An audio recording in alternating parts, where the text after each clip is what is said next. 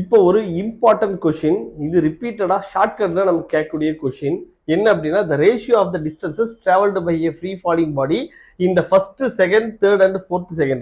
ஒரு ஆப்ஜெக்ட் மேல இருந்து கீழே விழும்போது ஃபர்ஸ்ட் செகண்ட்ல எவ்வளவு டிஸ்டன்ஸ் டிராவல் பண்ணிருக்கு, செகண்ட் செகண்ட்ல எவ்வளவு டிஸ்டன்ஸ் டிராவல் பண்ணிருக்கு, தேர்ட் செகண்ட்ல எவ்வளவு டிஸ்டன்ஸ், அதுக்கான ரேஷியோ என்ன அப்படிங்கிற கொஷின். இந்த கொஷின் எங்க இருந்து எடுத்திருக்காங்கிறத முதல்ல தெரிஞ்சுக்கோங்க.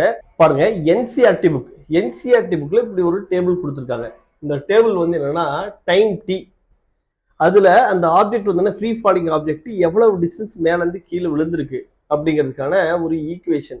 அதுக்கு அடுத்து வந்து என்னன்னா y in terms of y not, first செகண்ட்ல டிராவல் பண்ண டிஸ்டன்ஸ் y நாட் இருக்குல்ல, அதை பேஸ் பண்ணி மற்றதெல்லாம் எப்படி இருக்குங்கிற அந்த ரேஷியோ.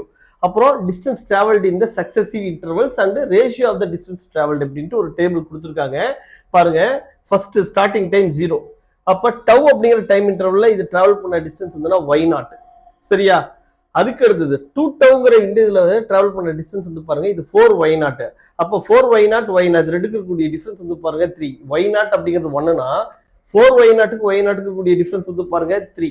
அதுக்கு அடுத்தது தேர்ட் செகண்ட்ல 3 டவுல இது டிராவல் பண்ண டிஸ்டன்ஸ் வந்து பாருங்க 9y நாட். அப்ப 9y naught minus 4y not போட்டா 5y நாட். அப்ப இந்த ரேஷியோ என்ன 5. இதுதான் என்ன சொல்றாங்க 1:3:5 அப்படிங்கறது கேக்குறாங்க. அப்ப இத பேஸ் பண்ணி தான் நமக்கு நிறைய ஷார்ட்கட்ஸும் இருக்கு. சரியா? அப்ப ஃபர்ஸ்ட் செகண்ட்ல டிராவல் பண்ண டிஸ்டன்ஸ் y நாட் அப்படின்னா ஃபர்ஸ்ட் 2 செகண்ட்ஸ்ல டிராவல் பண்ண டிஸ்டன்ஸ் 4y நாட், அதாவது 2 ஸ்கொயர். அதே மாதிரி ஃபர்ஸ்ட் 3 செகண்ட்ஸ்ல டிராவல் பண்ண டிஸ்டன்ஸ் 9y நாட், அதாவது 1 ஸ்கொயர், 2 ஸ்கொயர், 3 ஸ்கொயர், 4 ஸ்கொயர் வரும். அதுவே சக்சசிவ் டைம் இன்டர்வல்ல டிராவல் பண்ண டிஸ்டன்சஸ் வந்து 1:3:5:7 ஆட் நம்பர்ஸ்ல வரும். இந்த ஐடியா தெரிஞ்சுக்கோங்க.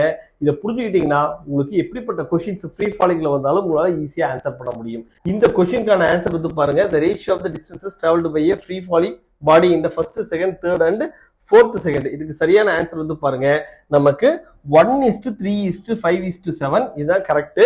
ஆனா என்ன சார் 1:4:9:16னா இது வந்து என்ன கேட்டிருக்காங்கன்னா traveled by first second, second second, third second and fourth second அப்படிங்கறத கேக்குறாங்க.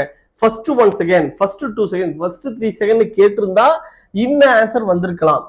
ஆனா அடுத்தடுத்து சக்சசிவ் இன்டர்வல்ல டிராவல் பண்ண டிஸ்டன்ஸ் 1:3:5:7 தான். சரியா? இதே மாதிரி இன்னொரு ட்ரிக்ல நம்ம நாளைக்கு பார்க்கலாம்.